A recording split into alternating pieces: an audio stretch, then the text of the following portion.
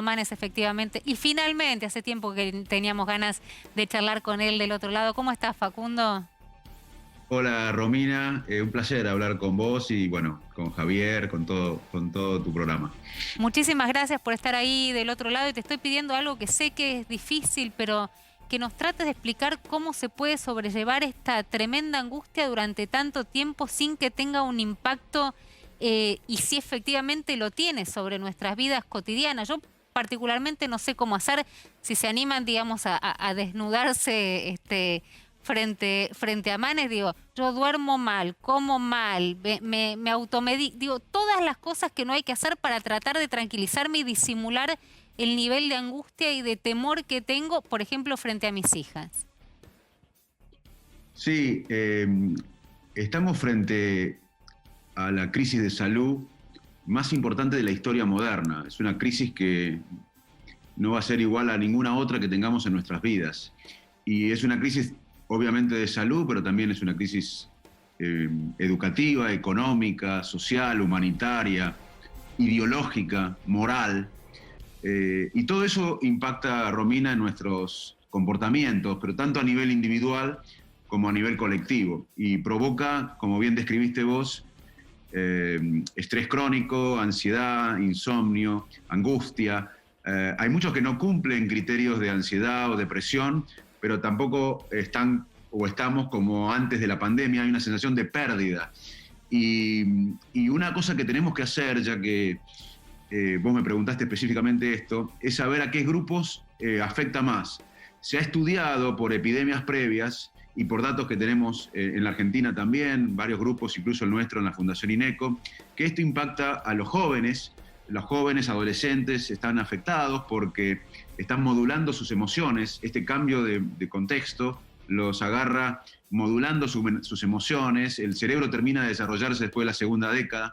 Afecta a las mujeres, lamentablemente esto ha aumentado. Mira, El trabajo inequitativo doméstico, nos guste o no, aunque es injusto, las mujeres tienen que dedicarse más a los chicos, al trabajo, dividir, nos guste o no, injusto o no, pero esto pasa también a nosotros, a los que estamos en el sistema de salud, nos afecta mucho, también a los pobres, a la gente más vulnerable, la afecta más el impacto negativo psicológico, y también a los ancianos, o a los adultos mayores incluso, porque antes de la pandemia ya había una epidemia de soledad, que ahora se agravó, porque el virus agarra lo mejor que tenemos como especie, la capacidad de abrazarnos, de vincularnos, y lo usa en nuestra contra. ¿Y qué podemos hacer? Es la pregunta que vos me dijiste y te voy a responder. ay, Primero, aceptar que el bienestar incluye las emociones negativas. No está mal aceptar la angustia, aceptar la incertidumbre, aceptar la ansiedad, porque aceptar las emociones negativas es parte de nuestro bienestar. Sería algo raro sentirnos bien en un momento de tanta pérdida.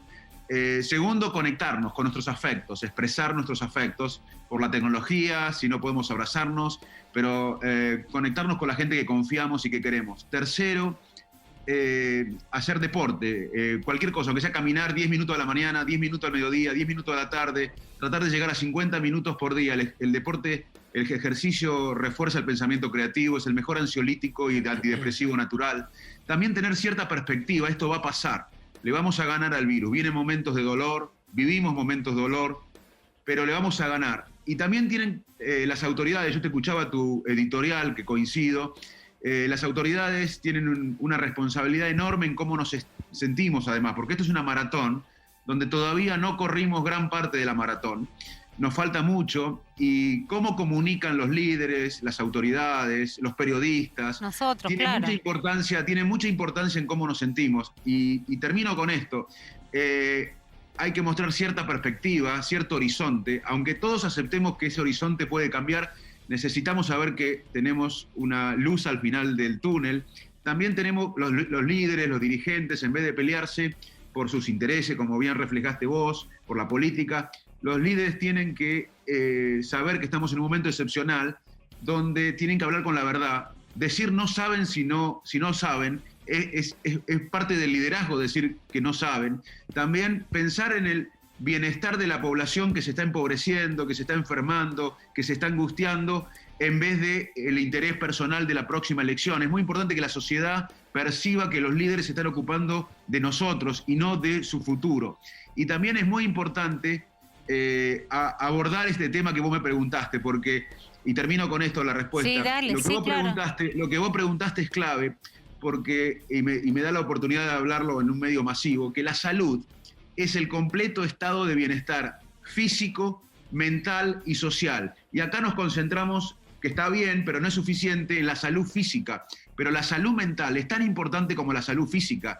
Y de eso no estamos hablando en la Argentina. Ahora, Tendríamos Facundo, que hacer... yo te escuché a vos hablar un montón de veces y ahora te van a preguntar, por supuesto, porque están tan expectantes como yo, mis compañeros, que espero que puedan transmitirte la cantidad de preguntas que hay también de los televidentes.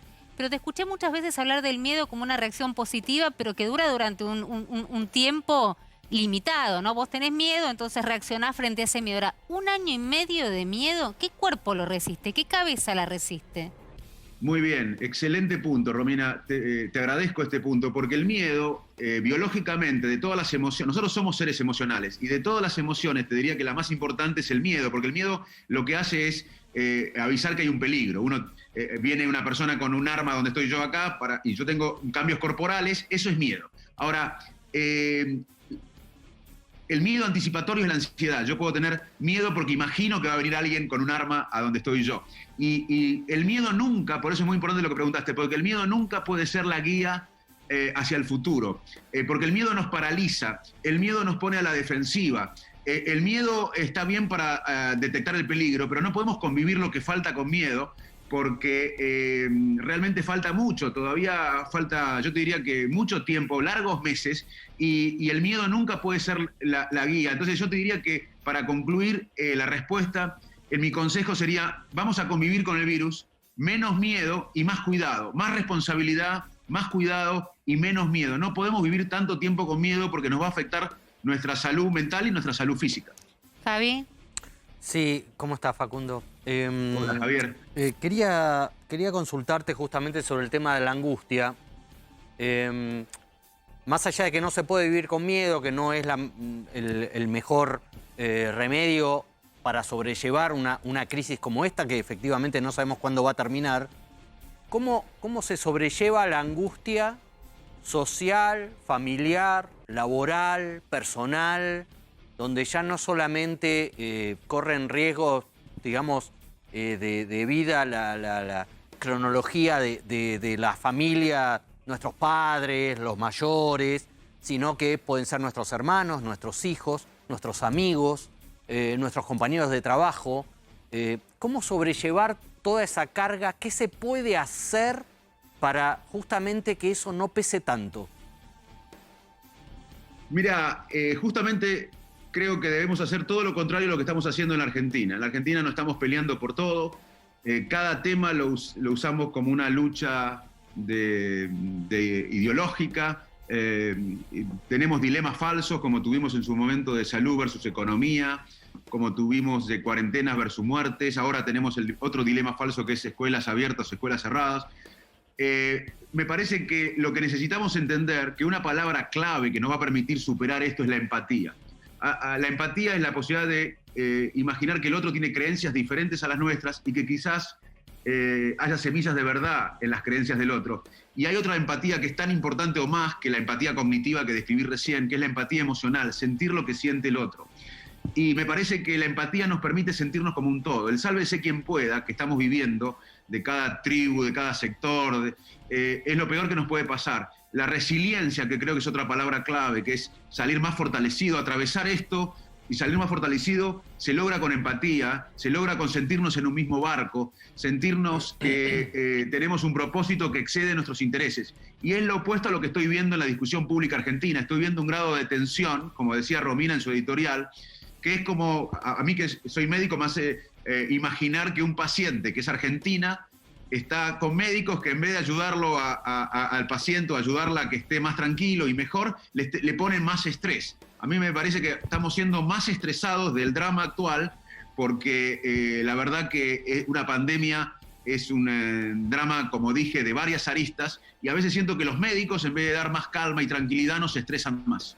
Y Manes, a propósito, y aunque hasta parezca que va en contra de nuestro propio negocio o trabajo, estamos todo el tiempo, hace un año y pico, consumiendo información sobre muertos, casos de contagios y alertas sobre si nos vamos a contagiar, que el alcohol en gel, que el barbijo, que los zapatos afuera de casa, que si tu familia de riesgo se puede contagiar o no. Estamos en alerta permanente.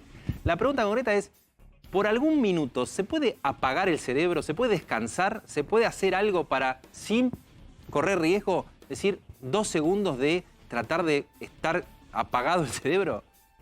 Sí, por supuesto, porque lo que pasa cuando chequeamos el WhatsApp y un amigo nos cuenta que hubo tantos picos de muertos, o cuando vemos la televisión o los diarios permanentemente y todos los periodistas, ustedes que también tienen que absorber esa información, lo que hace es una respuesta conductual que se llama negligencia de la probabilidad. Por ejemplo, si yo estoy chequeando WhatsApp y hay muertos en la India, hay muertos en Brasil, hay muertos en la Argentina, estoy viendo la televisión, voy a tener la sensación de que me va a pasar algo malo, que me voy a infectar y me voy a morir, más allá de la probabilidad real que yo tenga. O sea que claramente necesitamos consumir información todos los días, pero confiable, y poco tiempo sobre el coronavirus o sobre las muertes o las infecciones, porque si no esto nos afecta. Y yo también los veo a ustedes que después de un año de consumir esta información también los afecta.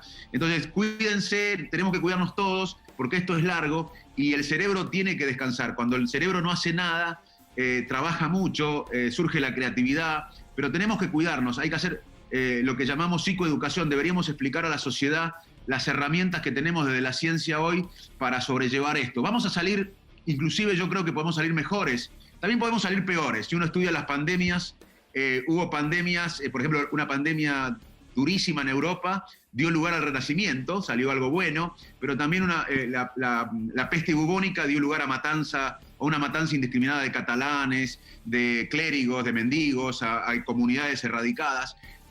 De cómo salgamos depende de nosotros, y la verdad que estoy preocupado sobre cómo estamos peleándonos por todo y hacemos de cada tema una lucha de bandos que no nos lleva al sentido común de manejar esto en forma interdisciplinaria. Ahora, porque Facundo, acá, sí, perdón, no te quería interrumpir, pero me quedé con lo que decía recién Jairo, ¿no? De cómo esta idea de que por ahí todos se quedaron, ¿no?, escuchándote del estudio, de cómo apagar un ratito el cerebro para no pensar, para no estar pensando todo el día. Te preguntaba, digo, yo la verdad que me hago cargo, sé que está mal, pero debe haber crecido enormemente el tema de la automedicación, pero sobre todo por eso, porque uno tiene como la falsa, tal vez, fantasía de que si se toma unas gotitas de clona algo que tenés en la cartera, por un ratito las cosas van a estar como más tranquilas.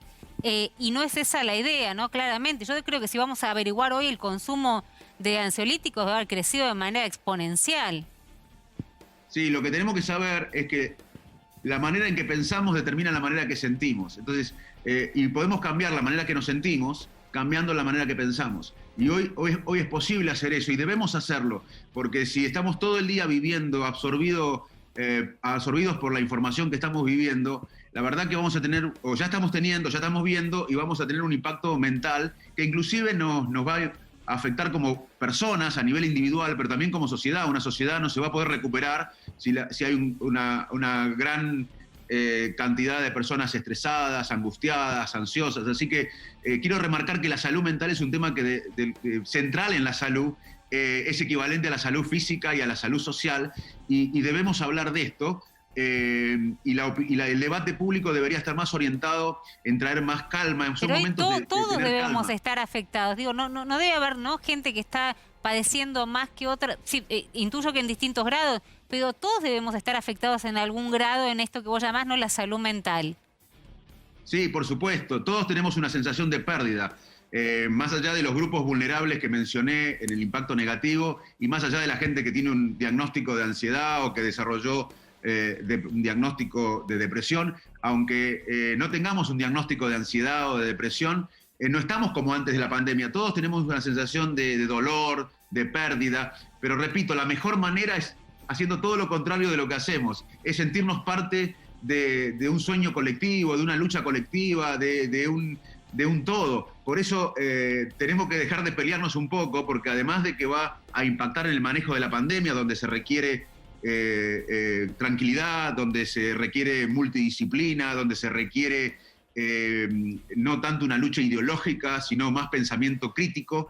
Además, que nos va a impactar negativamente en el manejo de la pandemia, nos van a impactar negativamente a nivel humano. Así que el costo emocional de esto no es menor y debemos tratar de decirle a la sociedad que hay herramientas para estar mejor.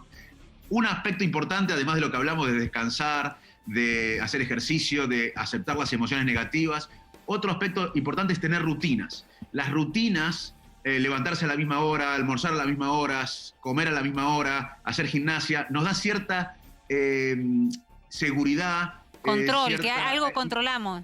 Exacto, y nos refuerza el ánimo. O sea, no quiero hacer una enumeración de los factores que nos ayudan, pero quiero que la sociedad sepa que podemos hacer mucho para estar mejor, y en parte muchas veces el cerebro crea la realidad y los pensamientos negativos impactan en nuestro ánimo, en la manera que nos sentimos. No quiero minimizar para nada lo que nos está pasando, que es una tragedia, que tiene una arista, diferentes aristas. Lo que quiero decir es que si hacemos las cosas bien, podemos salir más resilientes, porque se ha estudiado crisis, se ha estudiado guerras, se ha estudiado epidemias, y luego de un dolor inicial, emocional, hay una sensación en la gente, aunque parezca mentira, de un nuevo significado de la vida, de entender que el valor de los demás, que el bienestar de los demás es más importante que el éxito individual o el estatus personal, y podemos salir más resilientes, pero necesitamos cambiar un poco las conductas que estoy viendo en la sociedad actualmente. Claro, porque tranquilamente lo que uno ve es que es más cómodo buscar un culpable. O son la culpa de la pandemia de los muertos son de los anticuarentena, o la culpa de la pandemia de los muertos son de los que se robaron la vacuna. Es más fácil o no, o compite con que salgamos mejores o resilientes la idea de la culpa es de fulano, la culpa es de los otros. Claro, porque siempre lo hablamos con Javier y Romina desde hace años, que nosotros, los seres humanos todos, inclusive nosotros, vivimos con un razonamiento motivado, con sesgos, con bias. Entonces, el cerebro crea la realidad. Nosotros no vemos la realidad tal cual es, sino cómo la genera nuestro cerebro, la crea nuestro cerebro. Entonces, vamos por la vida tomando todo lo que coincide con nuestros sesgos, creencias, bias, prejuicios, e ignoramos todo lo que no coincide. Y es justamente lo que no debemos hacer en este momento. Necesitamos liderazgos que nos unan, no que nos dividan. Liderazgos que ayuden a un pensamiento crítico, no un pensamiento a una lucha ideológica. Facundo, a los chicos, ahora lo dejo, perdón, a Javi, todos tenemos ganas de preguntar, por supuesto. Digo, ¿qué se hace con los chicos? Yo sé, digo, parto de la idea siempre de no mentirles, ¿no? Pero se los ve tan angustiados, y la verdad es que es la primera vez que, por lo menos a mí, a muchas mamás y papás nos pasa que no tenemos respuesta, ni siquiera para disfrazarla mucho, porque ¿qué te preguntan? Lo decís, ¿cuándo va a pasar? ¿Cuándo vamos a poder ver a los abuelos? ¿Cuándo vamos a poder volver a salir? ¿Cuándo me voy a poder volver a hacer un cumpleaños, juntar con los amigos? Digo, la verdad es que la respuesta sería, no tengo la menor idea. Agradezcamos que estamos hasta ahora todos sanos. Primero, hay varias cosas que puedo sugerir desde la evidencia científica para ayudar a los jóvenes, a los chicos que la están pasando mal. Como dije antes, es uno de los grupos vulnerables, y se ha estudiado en epidemias previas que los jóvenes son muy vulnerables a lo que está pasando. El año pasado, un estudio nuestro en la Fundación INECO detectó que 7 de cada 10 adolescentes tenían síntomas de angustia, de estrés crónico y de ansiedad. 7 de cada 10. Entonces, los jóvenes son un grupo vulnerable, y lo que tenemos que hacer primero es estar bien nosotros. No podemos ayudar a nuestros hijos si no estamos bien nosotros, porque nuestros hijos nos ven mucho y nos miran. Pero mucho más de lo que Facundo, nosotros pensamos. ¿qué les Cagamos digo? entonces, Facundo. Sí, cagamos entonces. Cagamos, Acá la está diciendo perdóname, pero cagamos, ¿no? A mí nos ven en la cama, tirados, ¿Viste? angustiados, No somos llorando. personajes de Marvel, ¿eh? No nos sale No, eso. no, Está bien, sale. por eso, ¿Cómo hacemos? Lo mismo le digo mucho en la neurología y en la psiquiatría, cuando viene un familiar con un paciente, le digo al familiar, o le decimos al familiar, los médicos, que se cuide, porque la mejor manera de ayudar al paciente es también no estresándose y cuidándose, es cuidar al cuidador. Y en este caso con los chicos, el primer consejo que daría es que nosotros tratemos de estar lo mejor posible, porque si no los chicos nos miran mucho más de lo que pensamos y se estresan también por nosotros. Segundo, que expresen las emociones. Preguntarle cómo están, que hablen con sus amigos, que hablen con la gente que ellos confían, con sus compañeros, con sus Es que confían en docentes. nosotros y nosotros no tenemos respuestas. A mí eso me desespera, de verdad, me genera una situación desesperante. La respuesta que tenemos, Romina, es decirle que estamos nosotros para ayudarlos. Esto es como estar en una tormenta y el capitán que se asuste. Nosotros somos el capitán de la familia y tenemos que decirle que nosotros los vamos a cuidar. Aunque lean las noticias y vean que los políticos se pelean por sus intereses, nosotros los cuidamos. Primero tienen que tener la sensación de que alguien los cuida. es muy importante decirles, yo estoy acá por ustedes. Y también hay mucha gente en la sociedad que está cuidando, que está pensando en ustedes, no están solos, dar la sensación de que no están solos. Que hagan ejercicio, el ejercicio físico, repito, es un gran ansiolítico natural, es un gran antidepresivo. Y que tenemos que saber que en la Argentina el año pasado estuvimos casi un año de clases sin presencia y que ahora otra vez estamos en la discusión. Es una discusión, como dije antes, falsa. Si hay que cerrar las escuelas porque aumenta la transmisión comunitaria, hay que cerrarlas. Pero lo último que se debe cerrar son las escuelas y debemos trabajar todos para abrir las escuelas. Y además tenemos que saber que hace un año, que la Argentina es uno de los países que más cerró escuelas en forma presencial porque hubo mucho trabajo de los docentes a través de Zoom y demás y de videoconferencias, pero nosotros necesitamos la presencia porque somos seres sociales y la escuela no es solamente aprender un dato, es también estar en contacto con otros chicos. También tenemos que saber que los chicos con tanta ausencia de ver personas se sienten afectados emocionalmente. Facundo, vos decías recién que desde hace años venís planteando este tema de la gente o que buena parte de la sociedad seguía por sus prejuicios, seguía por nosotros también, por sus líneas de acción y lo que intentan es contribuir a acrecentar esa línea de acción o esa línea de pensamiento. También nuestra dirigencia promueve eso y ahora tenemos un año electoral. Tenemos por delante, se van a posponer las PASO, pero se van a hacer en algún momento las PASO y las elecciones legislativas. ¿Vos creés que vamos hacia un clic o creés que esto lo único que va a hacer es agrandar, avanzar, sobreactuar estas diferencias y este estresazo que nos genera la dirigencia? Bueno, los estrategas electorales y los políticos saben de que somos tribales y lo que hacen para ganar elecciones son fomentar la grieta, fomentar la división, fomentar los prejuicios y fomentar los sesgos. Así se ganan elecciones, pero se destruyen países. Nuestra misión no es ganar una elección como sociedad. Nuestra misión es que la Argentina se una frente a una tragedia que es una pandemia, que es el mayor desastre de salud de la historia moderna, repito, que afecta a muchas aristas, y nosotros tenemos que tratar de pensar en una sociedad que necesita volver a tener un sueño colectivo, volver a tener una hoja de ruta para crecer, para tener más salud, más chicos nutridos, más educación de calidad, más riqueza con exportaciones de valor agregado. Así que lo que sirve para ganar elecciones no sirve para desarrollar un país. Tenemos que estar atentos a esto, porque los países también desarrollados tienen grieta. Estados Unidos tiene grieta, Inglaterra tiene grieta, España tiene grieta, pero nadie discute el valor de la nutrición infantil, de la educación, de la ley. En la Argentina discutimos todo, hasta la ley es una sugerencia. Facundo Manes, muchísimas gracias por esta noche en RM. Nos trajo un poco de tranquilidad. ¿Recetas tenés? No, eso lo hablamos después. No hay que automedicarse, por favor. Facundo, de verdad, muchísimas gracias por esta noche en RM. No, gracias a ustedes y más allá de todo el dolor que estamos viviendo y que vamos a vivir, porque todavía falta mucho dolor, ojalá que esto sea una oportunidad para saber o comprender qué valoramos e incluso redescubrir nuestra mejor versión. Te mando un abrazo enorme, también qué suerte recuperado, ha pasado también, digamos, por el coronavirus, recuperado, acá está Facundo Manes, muchísimas gracias. En un ratito nada más va a estar